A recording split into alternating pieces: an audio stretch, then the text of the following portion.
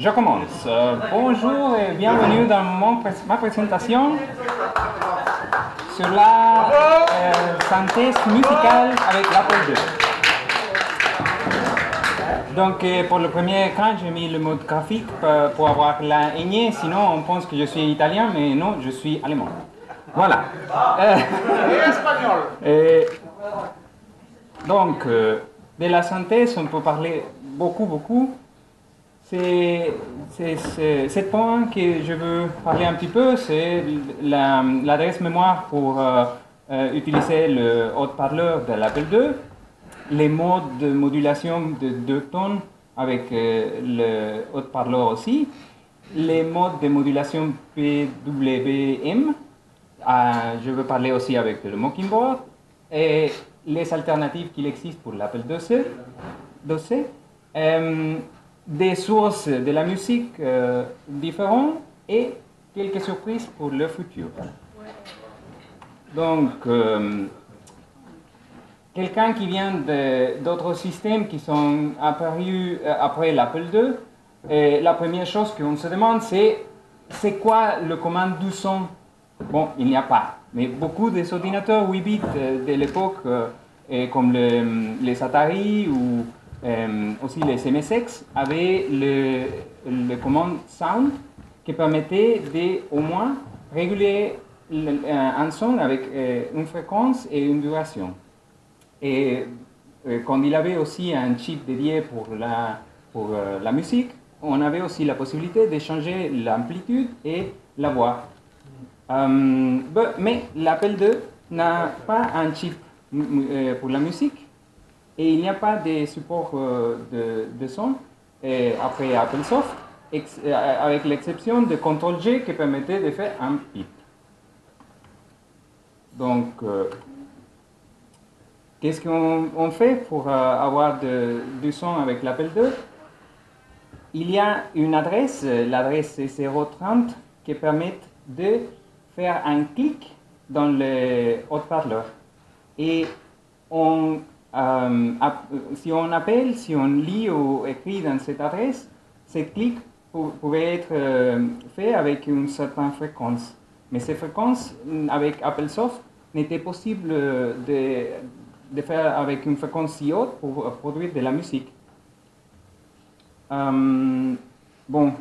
Si on changeait la vitesse con que ce clic s'était fait, on pouvait altérer la fréquence et la duration. Bon, avec aussi un compteur, on pouvait arrêter la musique, le son, avec quelques temps. Voilà le circuit de haut-parleur de l'Apple II. C'est simplement un flip-flop qui était branché dans cette ligne de cette adresse, un amplificateur. Oui. Ça et un filtre. C'est une étape d'amplification, de filtrage et l'haut-parleur. Donc c'était vraiment simple, c'était pour faire des sons très simples. Comme j'avais dit avant, Applesoft était trop lent pour faire de la musique, mais avec l'assembler, on pouvait faire des fréquences plus hautes et aussi faire un petit peu des choses un petit peu plus avancées. Et tout le monde essaye de faire sa routine assembler pour avoir du son. Même si la première routine qui a été publiée en 1978 était déjà bien connue parce que c'était dans les références manuelles et c'était écrit par Paul Lutus, qui est aussi un personnage bien important dans le monde d'Apple II, et je vais parler de lui après encore.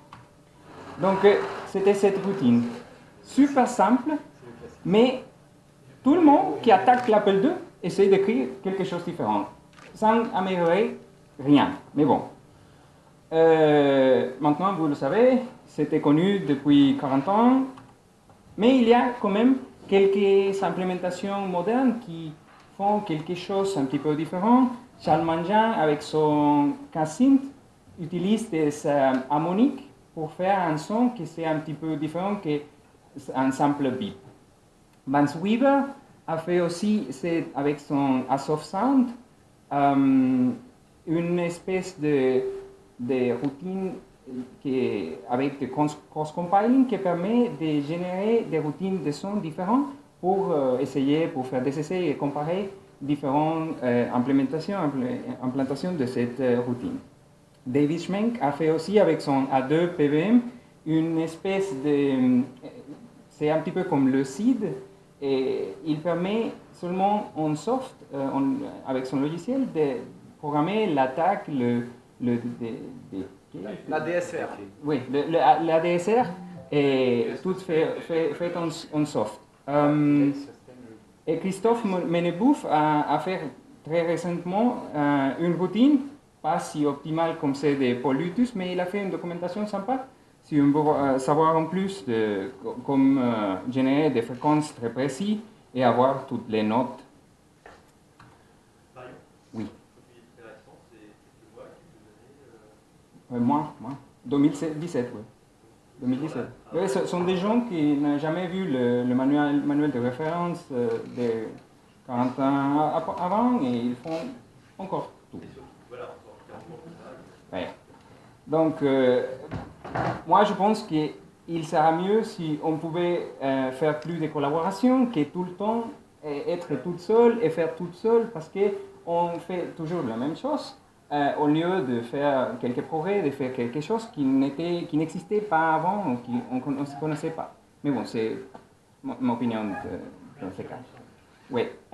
Donc, avec le haut-parleur, c'est possible aussi de simuler deux voix, mais c'est seulement une espèce de simulation.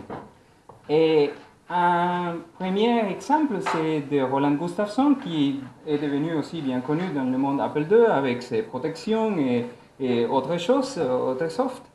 Il a fait le Mozart de voix qui permettait d'utiliser la sortie cassette comme une deuxième sortie. Et comme ça, on avait des stéréos avec le haut-parleur et le cassette. Et ça veut dire que tu branches en parleur. Oui, un deuxième haut-parleur avec un petit amplif pour avoir la deuxième voix. Voilà, c'était plus pour la fin que vraiment deux voix. Mais Kyle Freeman a fait un jeu de musique avec deux voix. C'est la musique qu'on entend avec Prince of Persia, qui pour moi c'est la meilleure implémentation qu'il y a. Et avec le source de Prince of Persia, je pense qu'on pouvait aussi faire des adaptations, de le réutiliser. Mais c'est une chose que je n'avais pas fait parce que j'avais des autres projets que je vais montrer après. Une méthode. Bon, il faut aussi dire que Kyle Freeman est même arrivé à jouer de la musique avec deux voix et modulation et d'avoir d'animation dans son jeu Fort 7.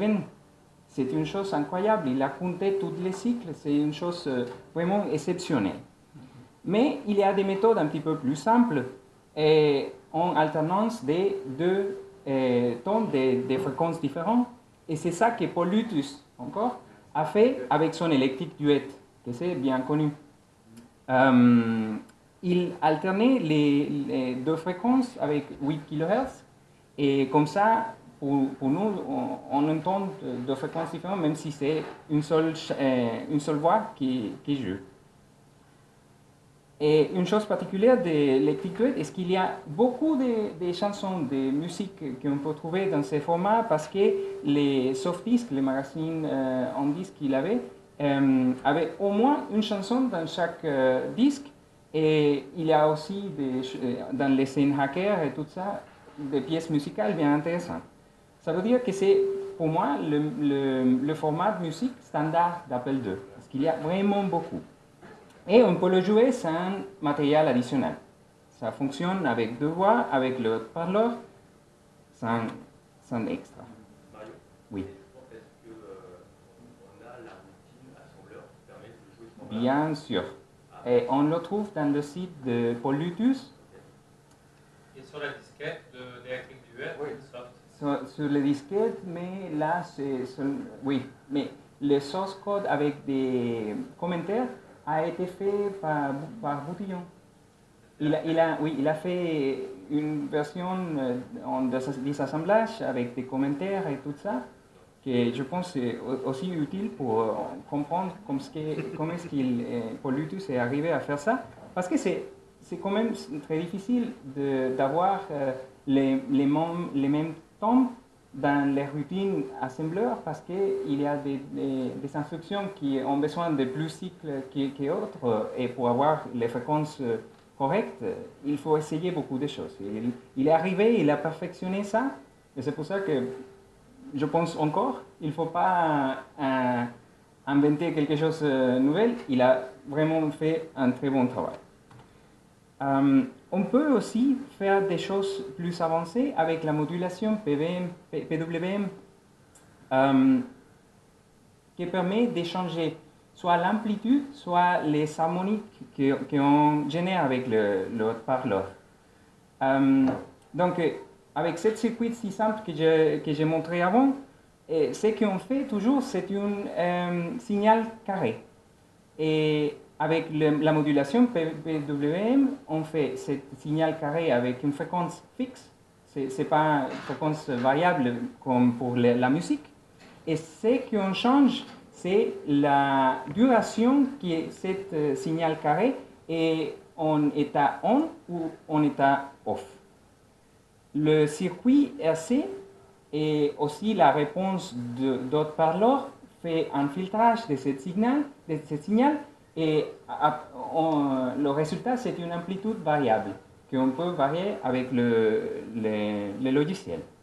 Mais il y a des différences dans les circuits parce que l'Apple IIc, par exemple, a un haut-parleur plus petit et les circuits, c'est aussi un petit peu différent. Donc, on entend plus facilement la fréquence qu'on utilise de base pour cette modulation PWM, spécialement si on a des oreilles plus jeunes. Et c'est pas bien agréable. C'est dommage parce que c'est encore une chose que Michael Mahon a perfectionné avec une méthode que je vais montrer après. Donc, un signal PWM est une chose un petit peu comme ça. Là, on voit la modulation avec 25%, 50%, 75%. On voit que la signal se met en haut, toujours avec la même fréquence. C'est toujours la même fréquence. On peut voir que la ligne verticale où ça commence, c'est toujours la même. Mais la chute, disons, le temps qui ça dure en cet état, c'est différent selon le duty cycle qu'on a programmé, qu'on a défini. Donc, Michael Mahon, avec son DAC 522, a perfectionné cette méthode. Il est arrivé à avoir une fréquence de 22 kHz, qui c'est presque à la limite de ce qu'on peut entendre, et il est capable de changer le duty cycle avec 5 bits. Ça veut dire qu'on a 32 valeurs différentes. Mais le problème, c'est que chaque son, chaque instrument qu'on fait prend beaucoup de mémoire parce qu'il faut, avec 22 kHz, enregistrer le son et pour pouvoir le jouer. Et le CPU est complètement utilisé avec cette méthode. Il n'y a rien du temps à donner pour afficher quelque chose, c'est seulement pour la musique. Mais en utilisant une interface MIDI, 8-Bit Weapon a fait avec cette routine et avec le logiciel de Michael Mahon un album complet avec l'Apple II. Et c'était cette musique que j'avais jouée au début. Le DAC 522 qui en standard sur la carte mère de l'Apple II, c'est un circuit qu'on a vu. Non, c'est une routine, c'est seulement un logiciel.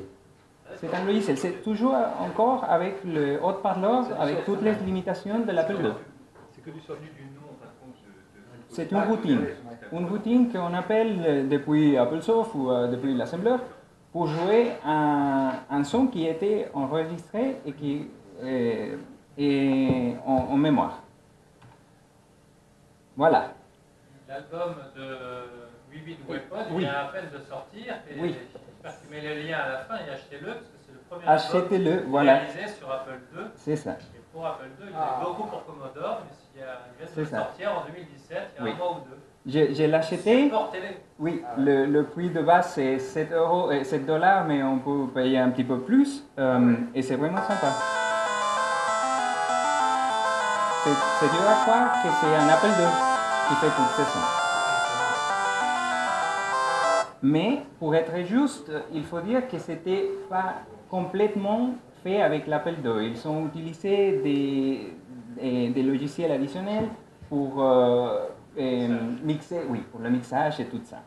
Mais c'est exceptionnel. La discussion, elle est purement Apple II. Oui, le son lui-même, c'est Apple II, quoi. Oui. Après, ils ont pu mixer des morceaux. C'est ça, c'est ça. Il n'y avait pas les outils de mixage sur Apple II. Oui, voilà, ouais. Mais tous les sons proviennent Les d'Apple sons. II. Oui, c'est ça, exactement. Le player, lui, est 100% Apple II.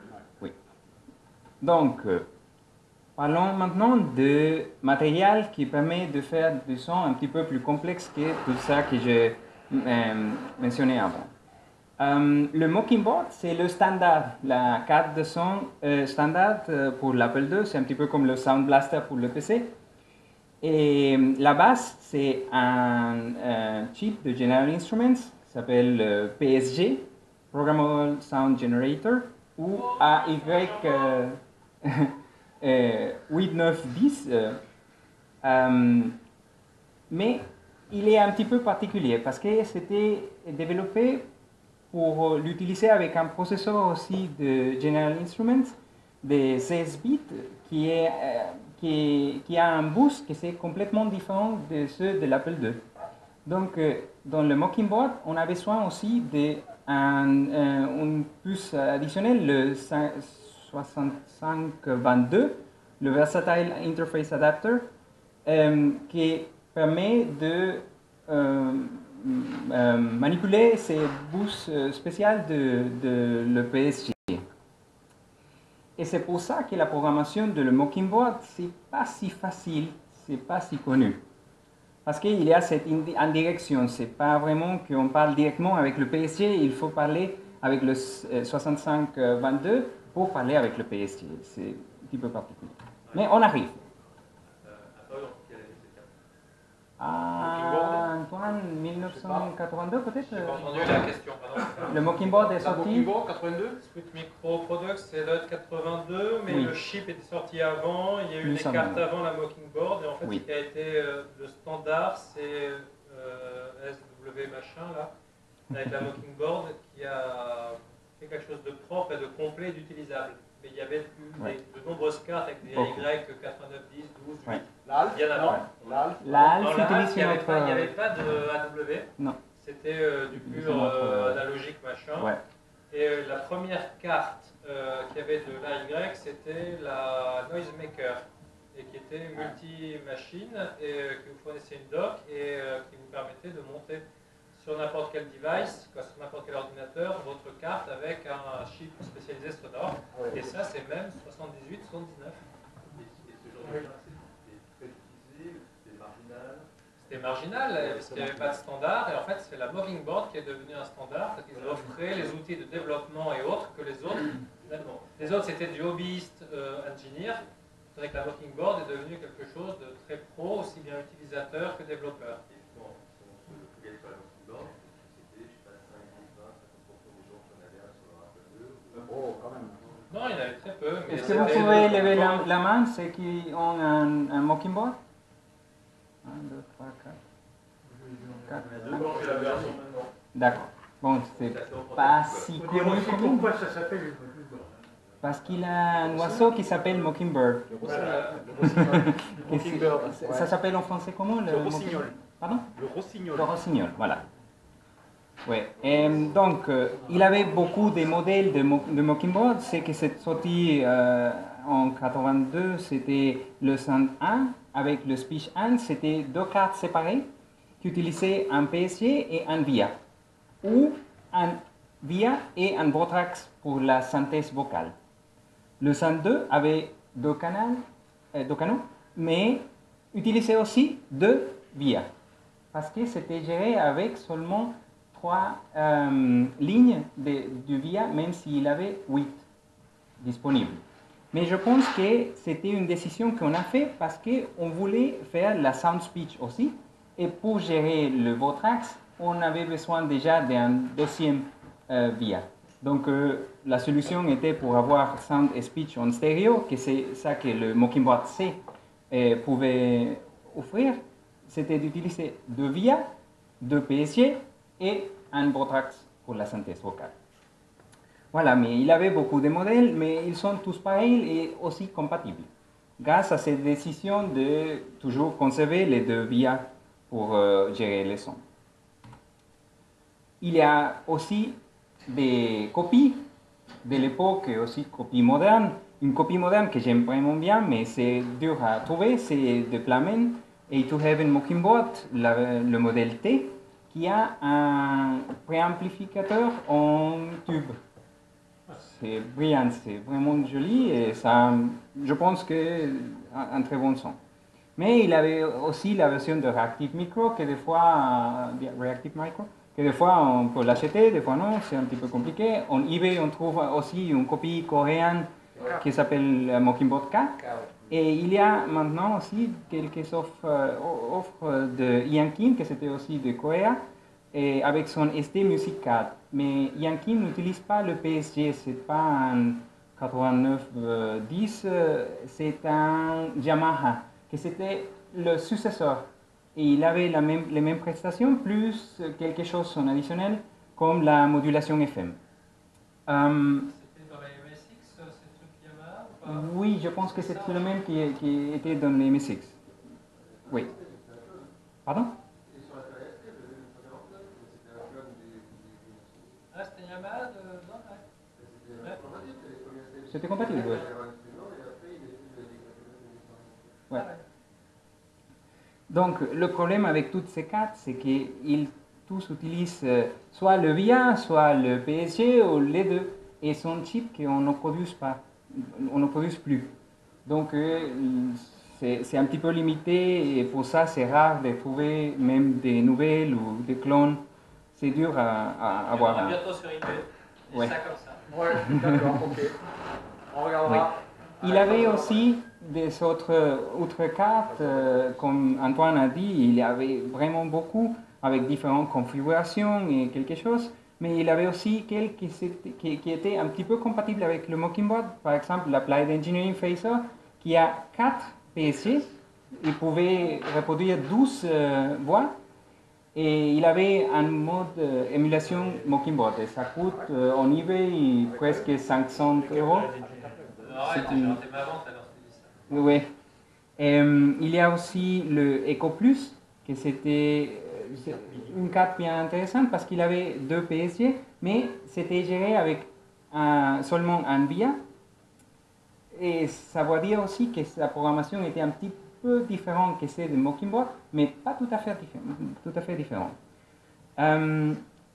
Et il faut dire que pour l'Eco Plus, il avait seulement le Music Construction Set qui fonctionnait avec, et maintenant il y a aussi un jeu, le premier jeu qui fonctionne avec ça, Alien Clone Pure, qui m'a coûté. Qui l'a fait, Alien Clone Pure? Un quelqu'un qui s'appelle Cybernesto, on le connaît peut-être, mais c'était une espèce de blague, parce qu'il y a aussi un programmateur bien connu qui a fait un jeu avec un nom pareil, qui utilisait un concept aussi bien pareil, mais qu'il a pris des années pour le faire. Et avec le Arcade Construction Set, je le fais en 2 jours. Et je pensais, bon, cette blague me sert aussi pour ajouter mes routines musicales. Mais avec ça, j'ai gagné aussi un ennemi. Bon, c'est la vie. Bon, je veux parler un petit peu plus de cette PSG, le Programmable Sound Generator de General Instruments.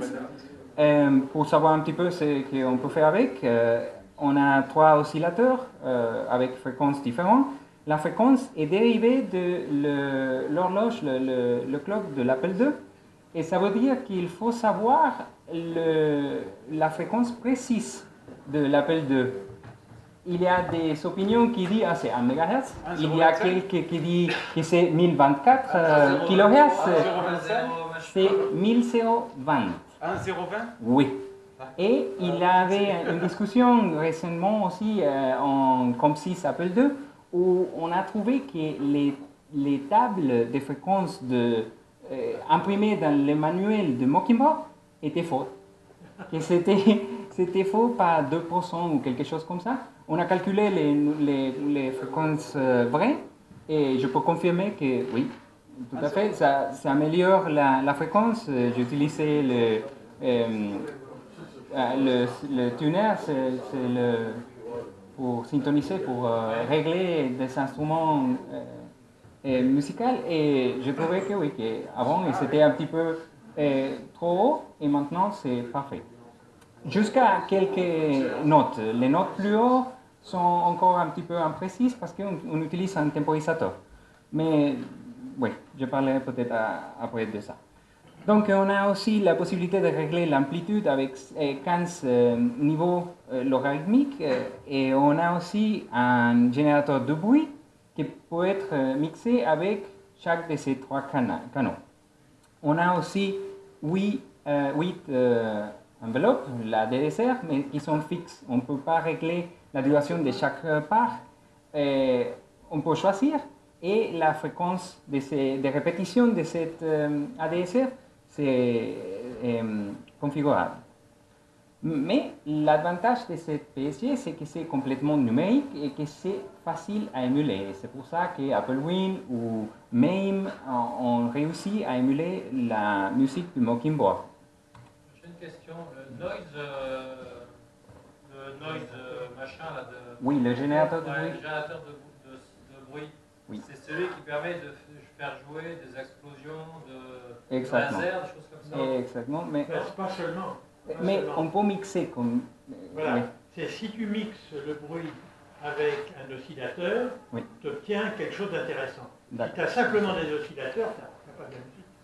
Mais justement, c'est ça ma question. Est-ce qu'il y avait dans la ROM des data déjà programmées pour faire des explosions, Non. Ah, c'est autre chose. Non. Je pense pas. Il n'avait pas. On Il les n'avait fait, pas. oui. Avec cette ADSR préprogrammée, il avait déjà la base pour faire des sons simples. Mais comme Pierre dit, c'est une chose qui faisait programmer pour avoir des effets sonores. C'était pas préenregistré dans le ROM. Il n'avait pas un ROM dans le Mockingbird. Voilà. Le VIA, le deuxième chip qui est présent dans le Mockingbird, offre deux temporisateurs programmables, un chiffre registre que pour cette application ça ne sert à rien, mais il est là, et les deux ports additionnels qui permettent de gérer toute la communication avec le PSG. Mais ça, que c'était intéressant, c'est qu'avec ces temporisateurs, on pouvait faire des interruptions périodiques, que c'est la base pour faire de la musique électronique.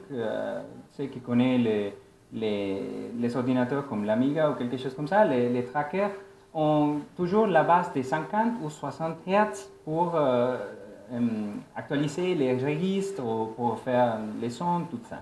Donc on peut utiliser le VIA pour faire exactement ça. Donc pour que la musique continue, il faut penser aussi que même si le Mockingbird était populaire, il n'y a pas beaucoup de logiciels qui l'exploitaient. Le Music Construction Set, Bank Street Music Writer et notamment le modérateur computable permettaient d'utiliser, d'écrire de la musique avec une notation classique. Mais à différence de Electric Duet, il n'y a pas vraiment beaucoup de chansons, on n'en trouve pas beaucoup de choses écrites avec ce programme-là. Le seul que j'ai trouvé, c'était musique de Alan Tam, c'est un artiste de Hong Kong, je pense, on trouve un disquette avec quelques exemples écrits avec le Music Construction Set. Et il n'y a pas de trackers, de vrais trackers pour le Mockingbird. Ça, c'est dommage, je pense. Voilà une liste de jeux qui supportent le Mockingbird. C'est tout. Bon, il faut ajouter Alien Clone Pure, mais bon, c'est... Non, je pouvais faire un deuxième écran, mais ça passe dans un écran. C'est pas beaucoup. Et il y a quelques qui ne sont pas confirmés, qu'on a trouvé des informations d'un magazine, d'une chose comme ça, qui dit que ça supporte le Mockingboard, mais que quand on l'essaye, ça ne marche pas vraiment, peut-être parce qu'il avait deux versions. Et la deuxième version avec support Mockingboard n'était pas préservée. Récemment, j'ai trouvé quelques originaux des aventures de Scott Adams, qui proposaient de rentrer un slot pour la Mockingboard. Voilà, super. Ça s'appelait comment? Il y a les jeux, c'est les aventures, Adventureland, Mission Impossible, je ne sais plus le numéro. D'accord. Il y en a eu 12, oui. Mais ils proposent ça. Ah, d'accord. Bon, il faut l'ajouter, je pense, dans les listes officielles. Voilà. Donc, parlons encore un petit peu d'Electric Duet, même si le format était bien diffusé. Et on avait des approximations pour les fréquences. Ça veut dire que les notes n'étaient pas si précises.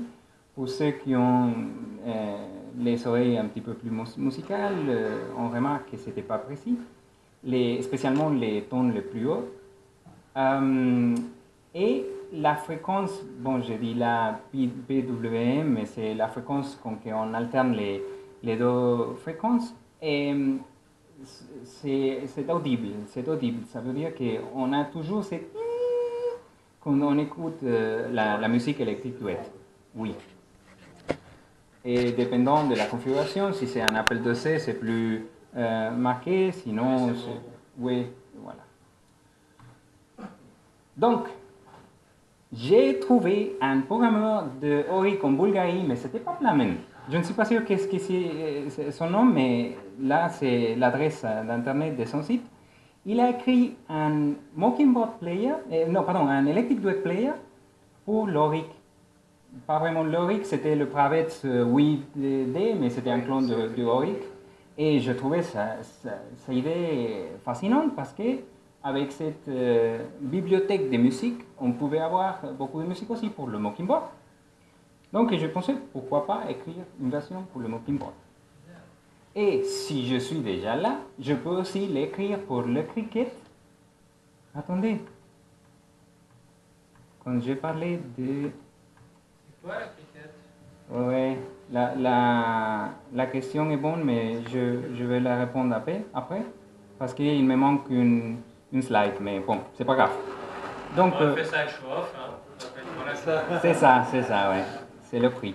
Même on the fly. Oui. Donc, j'ai fait les deux versions. Et comme ça, on a une centaine de chansons qu'on peut jouer avec le Mockingboard ou avec le Cricket pour l'Apple IIc. Donc, Nono et la pomme arc-en-ciel, c'est le premier jeu qui avait cette possibilité. Si vous vous souvenez, dans le premier écran, c'est possible de créer un Mockingboard ou Cricket, et comme ça, la musique de fond joue avec le périphérique correspondant. Mais pourquoi s'arrêter là? Les routines, bon, le premier bout de cette routine, c'était de remplacer directement l'Electric Duet.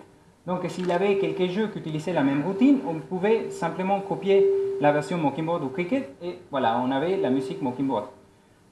Mais, pour faire le player si petit, il faisait faire quelques compromis. Un de ces, c'était la conversion des fréquences, c'est seulement avec des shifts, c'est seulement des déroulements.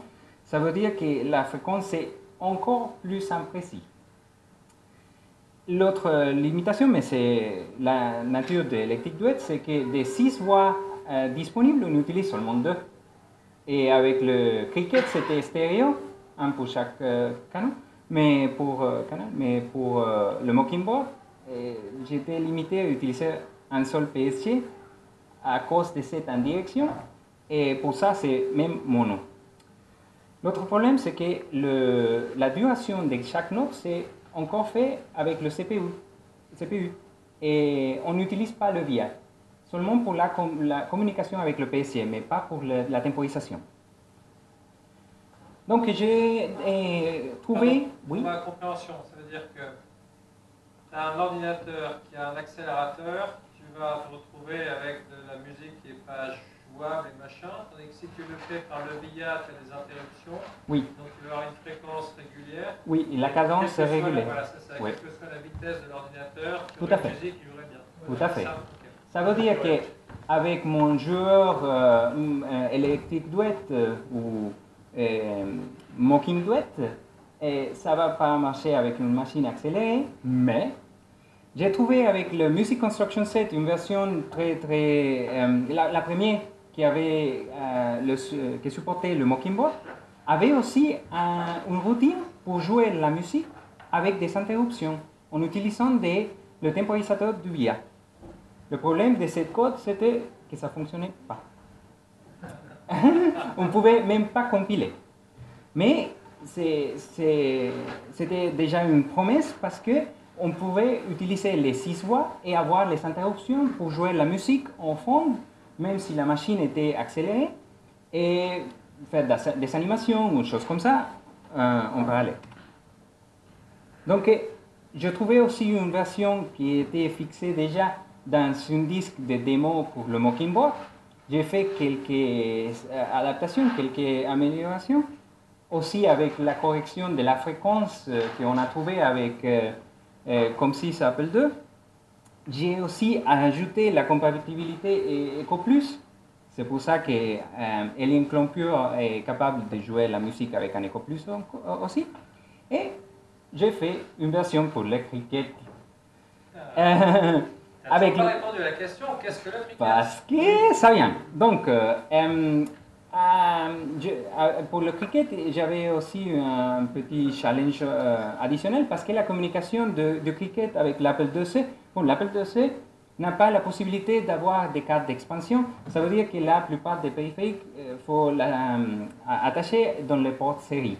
Le Cricket fonctionne avec le port série, mais la transmission, c'est pas si vite que comme avec les ports. Ça veut dire que je ne peux pas utiliser la même méthode d'actualiser tous les registres, les 32 registres en théorie de les deux PSG, chaque 50, avec 50 ou 60 Hz.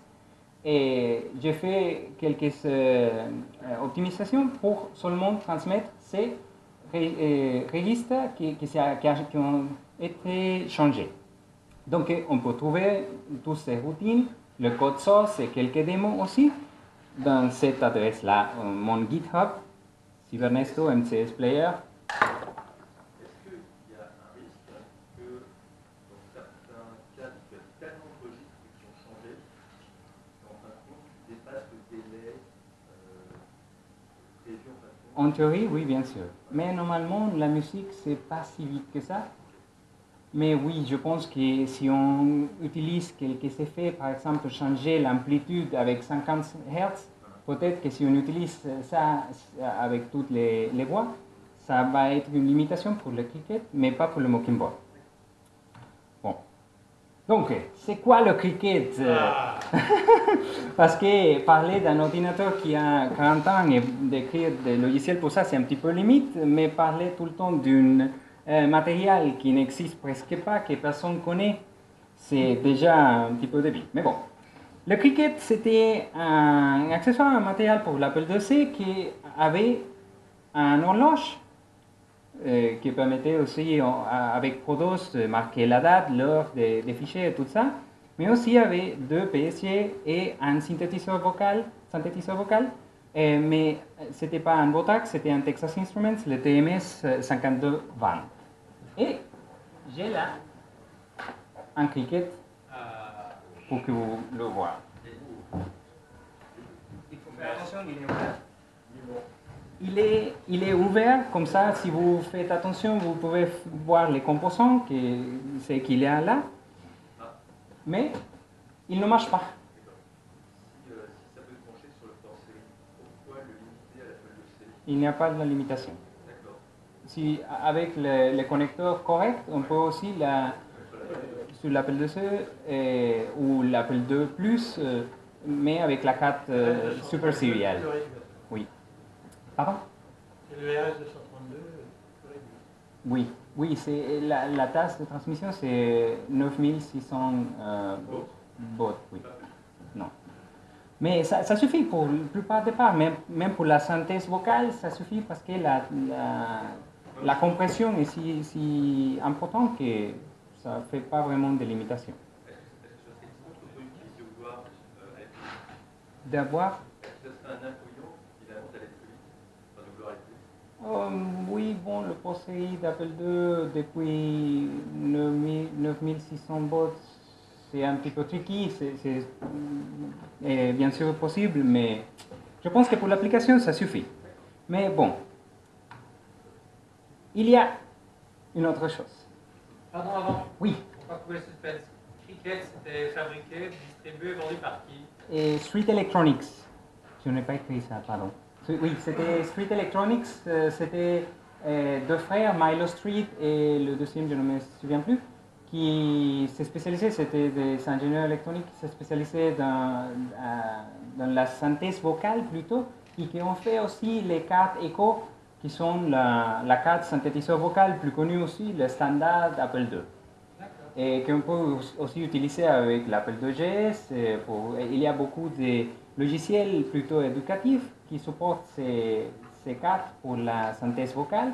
Et maintenant, avec les efforts de 4AM, on trouve de plus en plus logiciels qui parlent avec ça.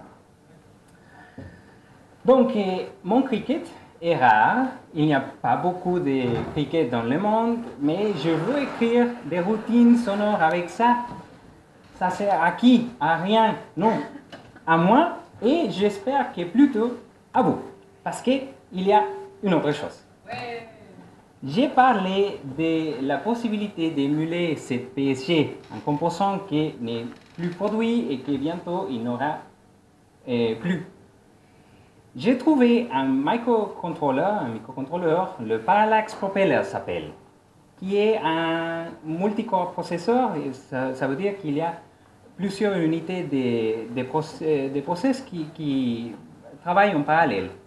Ces 8 corps s'appellent COX et ils sont de la mémoire individuelle, mais aussi une mémoire pour le code, pour le data, qui est d'accès commun. Et il y a un kit de développement qui s'appelle le Quick Start. C'est ce kit ici, qui permet de faire des essais très vite sans matériel additionnel. Il y a beaucoup de bibliothèques avec beaucoup de fonctions. Par exemple, pour faire la communication en porte série, pour faire l'horloge, les fonctions d'horloge, et aussi pour émuler le PSG. Donc c'était la réponse à ma recherche. On pouvait faire le Cricket Mock. En utilisant cette propeller, je peux émuler les fonctions de Cricket avec seulement un microcontrôleur. Un cog, c'est utilisé pour la communication série, 2 cogs pour chaque PSG, un cog pour faire la traduction des protocoles Cricket, un cog pour le real-time clock, et peut-être que dans un futur pas si loin, aussi pour l'émulation de la synthèse vocale. Et c'est ça que j'ai ici. C'est déjà branché. J'espère que je peux faire une petite démonstration après. Parce que c'est cet appareil ici. C'est un prototype encore parce que ça ne fonctionne pas si bien maintenant. Il y a quelques problèmes à améliorer. Mais bon, ce sont des défis, pas de problème. Donc je vais faire une démonstration après d'une de ces modifications que j'ai fait. Donc dans le futur, qu'est-ce que nous attend? Bon, le Cricket Mock, c'est en développement, mais je pense que je vais arriver à avoir un produit final pour le prochain Apple II Festival qu'il faut organiser, parce que sinon, comment je peux le présenter? J'ai des problèmes avec la programmation multicore, parce que maintenant, je ne comprends pas vraiment comme la mémoire commune et la mémoire de chaque cog est gérée, mais bon, ça va arriver.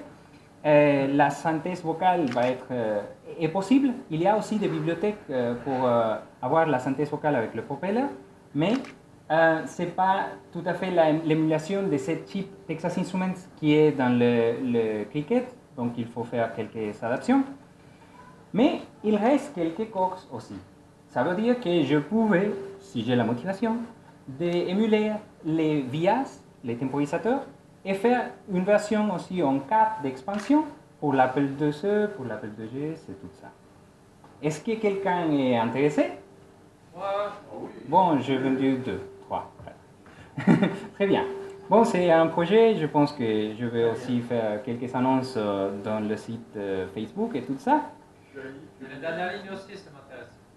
Tu as une idée du prix? Je l'ai. Le prix? Ah, le prix.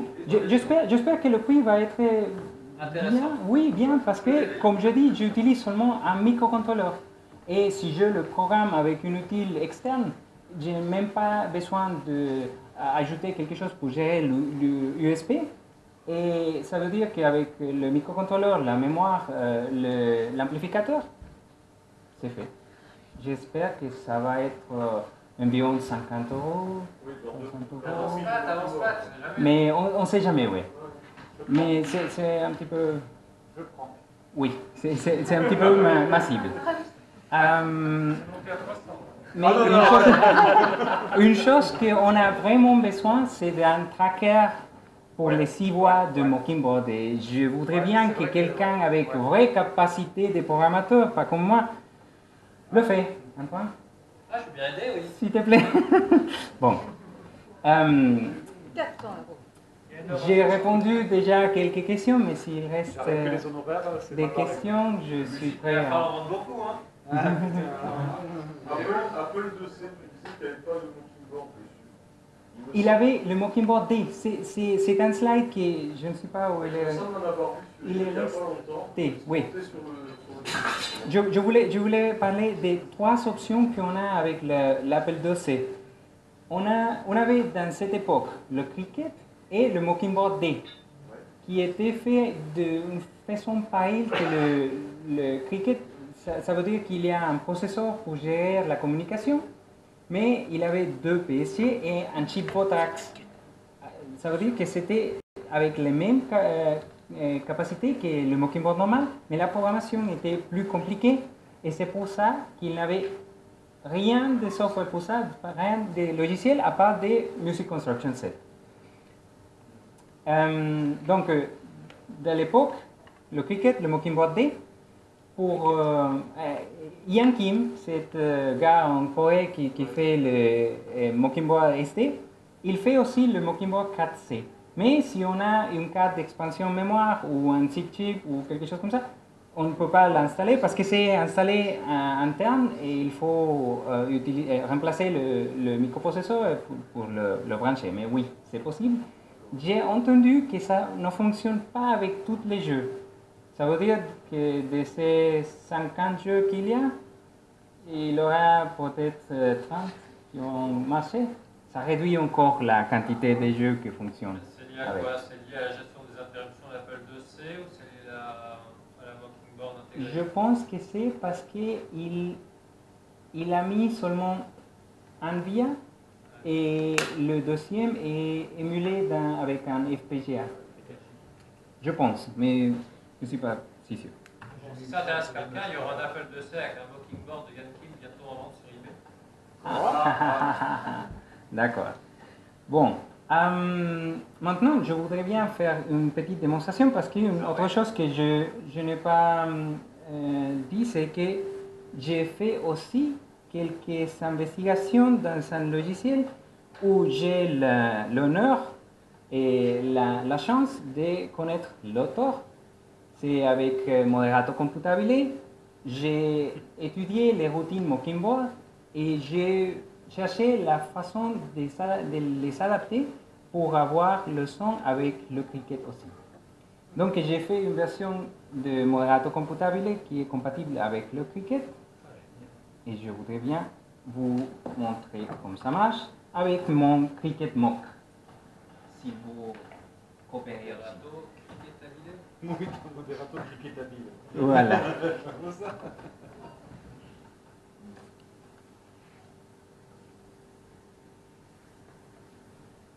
Pierre, si tu veux dire maintenant quelques paroles de ton logiciel. Oui, oui, quand même. S'il te Avec plaît. quoi? Avec quoi? Oui. Je suis tellement plus en avance que moi sur la connaissance du son maintenant. J'ai beaucoup travaillé dessus et j'ai beaucoup utilisé le logiciel de l'américain que tu as cité tout à l'heure. Et d'ailleurs, Paul Lutus, oui. Paul Lutus, ma mémoire me fait défaut. J'ai l'impression qu'il y avait quelque chose à l'époque comme Internet, où on allait chercher à la pêche des routines dont on avait besoin, Oui. et je ne sais plus comment ça marchait. Les BBS avec le modem. Ça Ah, s'appelle Electronic Bulletin Board Systems. Tu crois? Oui. Ouais. Bon. Je vais en parler demain de ça. Ah bon, d'accord. Oui. D'accord. Donc pour démarrer, on faisait, voilà, c'est ça. Alors, il faut utiliser savamment les deux. Voilà. La première chose que je voulais, c'était écrire graphiquement de la musique. Et donc, ça consistait à pouvoir aller de note en note. Et si on appuyait habilement sur... Voilà. Voilà. On pouvait mettre des silences ou des bruits. Voilà. Alors, en allant en arrière, en appuyant j'utilise les deux boutons. Hein. On peut voilà, introduire un coup de cymbale ou un coup. Alors, je ne sais pas si je peux jouer. Qu'est-ce qu'il faut faire pour jouer dans ces conditions-là? Les deux boutons en même temps. Voilà. Excellent. Donc, ça, c'est le son encore avec les haut-parleurs intégrés Oui. de l'Apple IIc. Mais après, on va voir le menu, on peut modifier les réglages pour avoir le Cricket Mock. Voilà, très bien. Et puis, on peut mettre aussi... Voilà, ah oui, on a la note. Oui.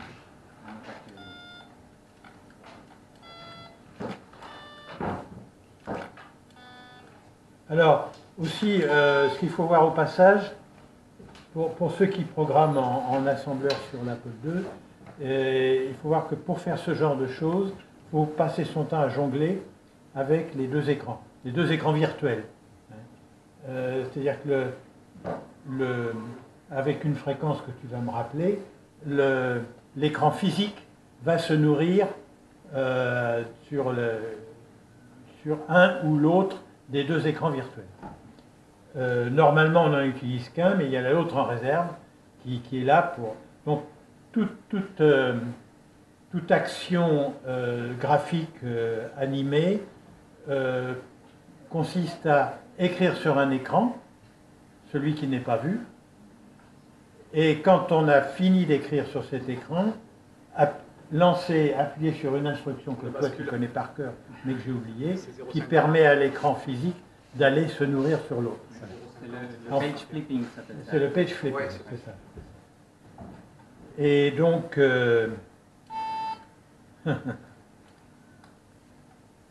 vous voyez que on peut changer, oh là, et en donnant des coups vers la gauche ou vers la droite avec voilà, on peut changer la valeur, la longueur, la durée de la note, etc. Maintenant, quelque part, on a aussi accès au bruit.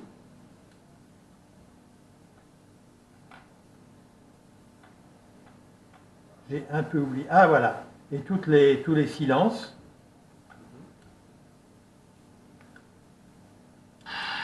Coup de cymbale. Et on a aussi toute une bibliothèque de bruit que je ne sais peut-être pas tout de suite. S'appuyer. Hein? Oui. Tu sais comment on accède au bruit? C'est dans la doc, hein, mais il faut l'original. Ouais. Voilà. Le bouton infini. Ah ben j'avais essayé de faire ça, voilà. Ouais. La sirène. Hop là. Ah oui, mais il faut... Ah non, bon.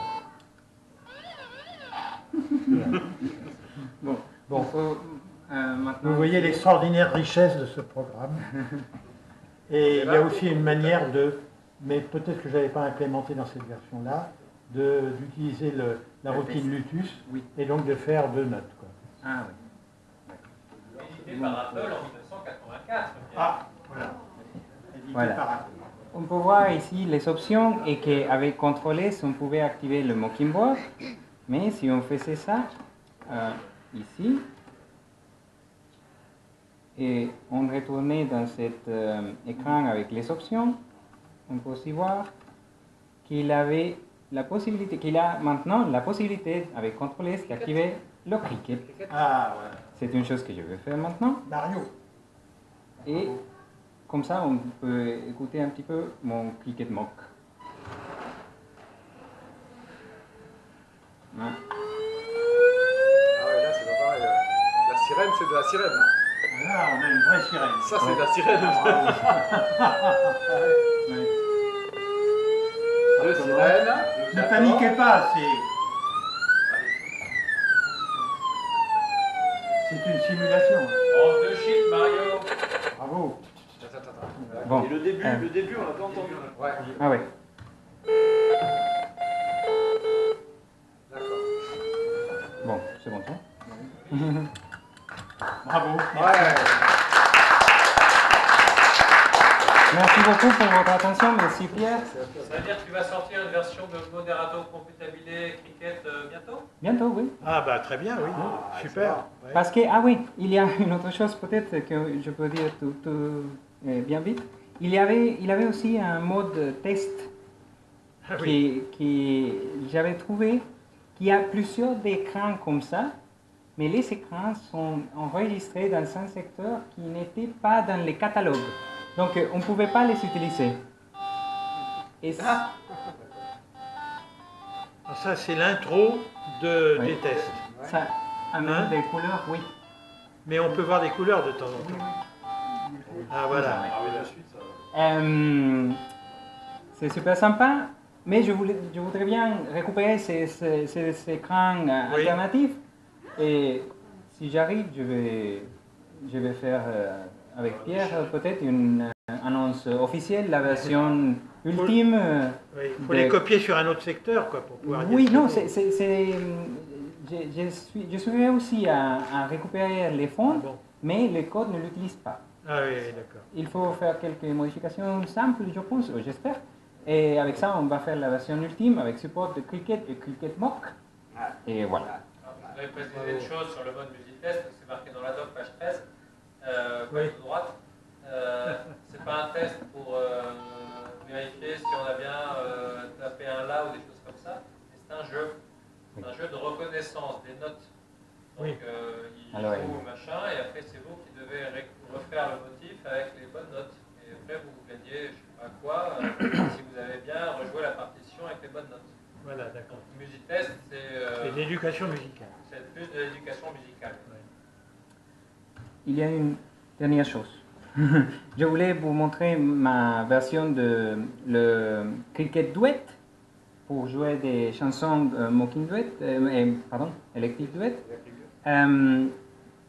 Oui, ça c'est une version d'un music disc fait par Walter Marcinko où je mis mes routines pour jouer des chansons Electric Duet avec mon keyboard, et avec mon Cricket et aussi avec mon Cricket Mock.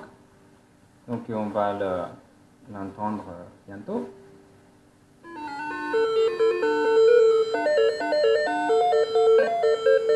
C'est sympa, hein?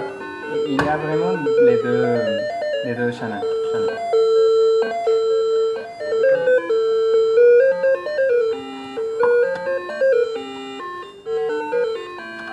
Voilà. Donc tous ces outils sont dans mon GitHub. Et vous êtes bienvenus de les utiliser si vous avez des questions ou si vous voulez les incorporer dans quelques logiciels, jeux ou quelque chose comme ça. Vous pouvez me demander ou simplement les prendre. Ça suffit de dire qu'il y a un tel Cybernesto qui a fait ça et c'est bon. Bravo, bravo. Bravo. Merci.